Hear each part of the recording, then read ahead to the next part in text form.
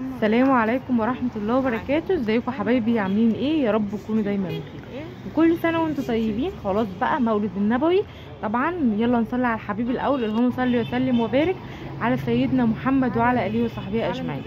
احنا بنجيب حلاوة المولد، طبعا هو مش مولد النبوي يعني احتفال ان احنا نجيب حلاوة المولد، هو عشان حلاوة المولد ما بتنزلش الا في مولد النبوي فبنجيبها في الوقت ده. لكن المفروض ان احنا بنحتفل صلاة يعني احتفالا بمولد النبوي، ان احنا نصلي وكده وادعية وكده، لكن مش احتفالا بس. الحلاوة يعني الحلاوة دي احنا بنجيبها عشان خاطر هي مش موجودة الا في الوقت ده. يلا بقى تعالوا معانا هاخدكوا جولة في العبد. قلت فرصة العبد اللي فتح في ولي العهد في مصر والسودان، ده موجود بعد رز بلبن على طول، اللي في ايه اللي في ولي العهد. وموجود الناحيه التانية، لو بص الناحيه التانية هتلاقوا كنتاكي قدام شويه. طبعا احنا رحنا ما جبناش الا حلاوه المولد، فيعني طبعا داخل مدارس وكده فما جبناش الا حلاوه المولد. بس لو انتوا عايزين تنزلوا بقى فسحه فعلا في مصر والسودان، هتروحوا بلبن وهتروحوا كنتاكي وهتروحوا برضو العبد. الاماكن دي كلها يعني مصر والسودان مليان الحاجات دي كلها. وفي برضو معجنات زي ما انتم شايفين، كرواسون وباتيه ودونات والحاجات دي. بس قالوا هناك ان يوم الثلاث هيبداوا يوقفوا المعجنات اللي هي الفريش دي، هي بس اللي هي متكيفه دي اللي هتبقى موجوده.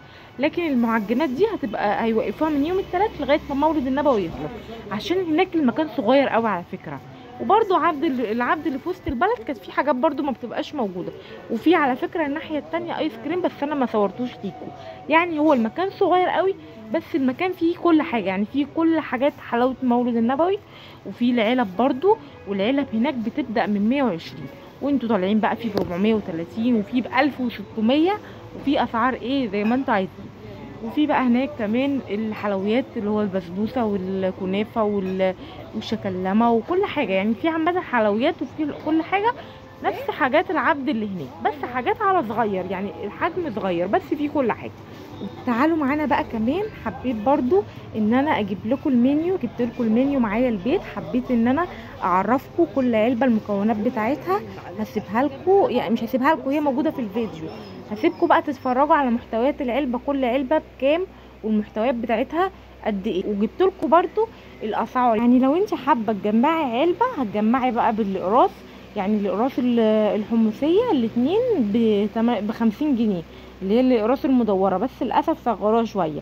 والفوليه الكبيره ب95 والصغيره ب50. والحمصيه برضو اللي هي الكبيره ب95 والحمصيه الصغيره ب48. اسيبكم بقى تشوفوا العلب وتشوفوا الاسعار. بس بكده نبقى وصلنا لنهايه الفيديو. ما تنسوناش بقى باللايك وبسبسكرايب او الاشتراك وتفعلوا الجرس عشان يوصلكوا كل جديد مننا. والسلام عليكم.